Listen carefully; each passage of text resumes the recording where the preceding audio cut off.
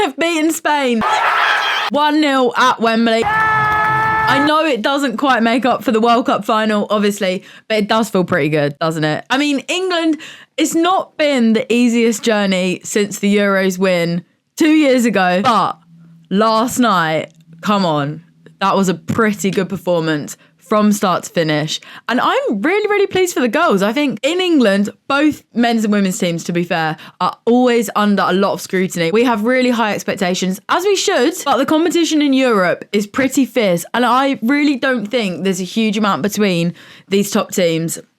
England, Spain, Germany, France, Netherlands, Sweden, even Norway, although they've dropped off a bit since England annihilated them in the Euros. I do just think the standard of football in Europe has improved so much, and it's really tough. And maybe it's also because there's a lot of new fans since the Euros, which is great. That's why we love these big competitions. But now people are holding England to being the champions of Europe, which they are, and I think they can be again. But sometimes I just think we need to give the players a little bit of slack. It's tough out there. And so not only was this a great win for me, who had a great night at Wembley, but I just think this is such a good win for the girls, for their confidence, for our nation. And we're only about 5 months away from the Euros, so it's not a bad place to be right now. We're going to break it down a bit more and look at how England beat Spain. But firstly, I just want to enjoy the win right now. With the Nations League, there's not a huge amount of jeopardy in it right now. England are obviously in League A. Last year, the Nations League was basically qualification for the Olympics, which we obviously didn't in the end qualify for. But this year, it just sets the positions for qualification for the World Cup in 2027 in Brazil. By the way, so excited for that, but let's not get carried away right now. And I do just think England perform a lot better when there is more jeopardy, when it's knockout football. This is probably the same for the men's team as well. We tend to not do as well in these friendlies. I know this isn't a friendly. And maybe that's why we just haven't seen the best of England in these games. But against Spain, you've got to turn up. After what they did to us, after what they did to me. I mean, I love Spain. As a lot of you know, I'm a huge Barca fan.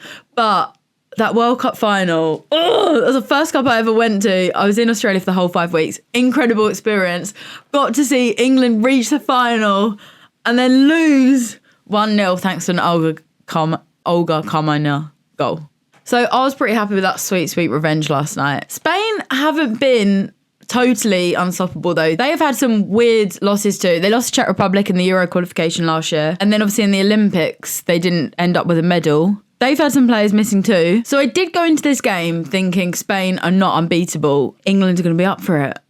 And they were. Let's start with the lineups and the players missing. Spain obviously have some notable absences.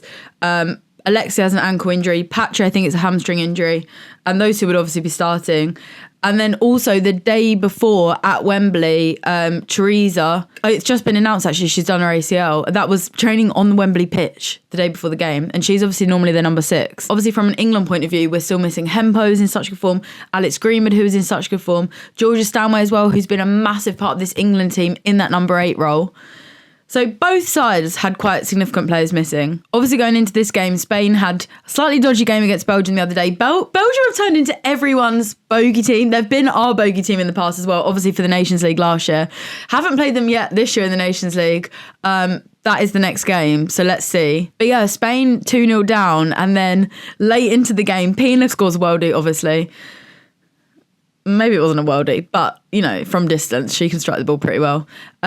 And then they scored 2 more goals in added time. I was a little bit nervous of how England would be able to last 90 minutes, particularly against the Spanish team who improved later in the game. But you know what? They did such a good job. I think we saw that England were willing to fight for each other to the end, which is like that ruthless Euros team that we saw a few years ago. And Serena said in her post-match interview as well that togetherness she was really, really proud of. And I think we saw that, even looking at Lauren James, Chloe Kelly towards the end of the game, tracking back, making slide tackles in the box, making really important blocks.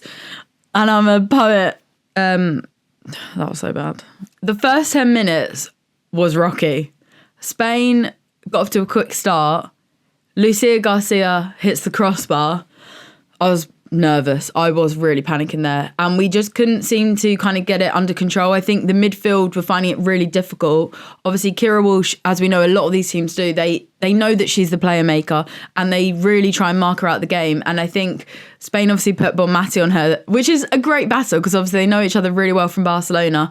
I think from an England point of view, maybe it also did help that it meant that Bonmati maybe wasn't as free as she usually is, although she did have some dangerous runs, obviously. But yeah, that obviously affected Kira. And then I'm really glad that Serena tried Grace Clinton again. She's so good there. And I think she could be that number 8 step in for Georgia Stanway. But you know, even at United, Mark Skinner's been finding it difficult to get Ella Toone and Grace Clinton to play together. And obviously, Ella Toone's been in such good form, so she's not really droppable. But Serena tried it again. From a Spain point of view as well, they had to change their number 6. Teresa obviously got injured the day before in training. We now know it's her ACL. So Leia Alexandria actually stepped into that number 6 role. And it looked to me like her job was to get Ella Toone out the game as well. So again, it just made it really, really difficult for our midfield to get on the ball comfortably. And I think that might be true actually, because later in the game, when Tooney came off, Leia Alexandria came off at the same time. But yeah, when England were under this pressure and unable to really get hold of the ball, and we know that Spain are a much more possession-based team than us, but Lauren James does such a good job of just picking the ball up, running into the Spain half and just getting the ball up the pitch. I think she then won a foul and immediately that just relieves the defence a little bit. Jess Park was doing the same on the right. In the Portugal game, I thought she is so good. She is so technically gifted. She wants to get on the ball. She wants to make some magic happen. We're more used to her playing centrally for City. So I'm not sure we get the best out of her as a right forward. But you know what? I thought she did so well. And I was so pleased for her that she got the goal because I just think confidence-wise, that must be huge for her. And she, was so sweet after the game when she was being asked about it. You could see she was excited, but trying to play it cool. But she said that is definitely the biggest goal she's ever scored. Just going back to that England goal, you see it happen, that Grace Clinton, Ella Toone duo, they play the 1-2 to each other. Grace plays it into Alessia Russo. What a turn, by the way. She looks like she's going to go inside, but she turns the defender and then drives into the box. She gets her shot away. Paredes blocks it. And Jess Parker's in the right place, manages to tap the ball in. I was so pleased with it. And she hardly even celebrated. Like, she smiled. She looked happy. I wanted her to turn and run, but I get what she didn't. She was playing it cool. And from there, really, I think England continued to play really well, defend really well. Millie and Leah, that partnership is back. I thought against Portugal, Leah made some really important blocks. Last night, it was all about Millie Bright making those really important blocks. And Spain were really limited to basically having to take long-range shots, which we know they've got in their locker, but we looked like we really frustrated them. Lucy Bronze was on the wind-up, I swear, all game, particularly her teammates or ex-teammates like Aitana. Hannah Hampton also had a great performance in goal. Don't know what you guys thought. When I saw the lineup, I was a bit surprised that she'd gone back to Hannah Hampton, just because I guess as we get close to the Euros, I think it is important to have that consistency in goal, particularly when there are some changes in the back line. So I did actually think she'd stick with Mary Earps, more senior keeper, more experience. But fair to play to Hannah Hampton. She looked confident. She made some really good saves. I was really pleased for her. I think they're definitely going to give Serena a headache. I guess we can't complain about having 2 keepers that are up for the challenge. Oh my God, I just remembered when the lights went off. Lights have gone off mid-game. How did that happen? It must be some sort of... Oh, my lights just died.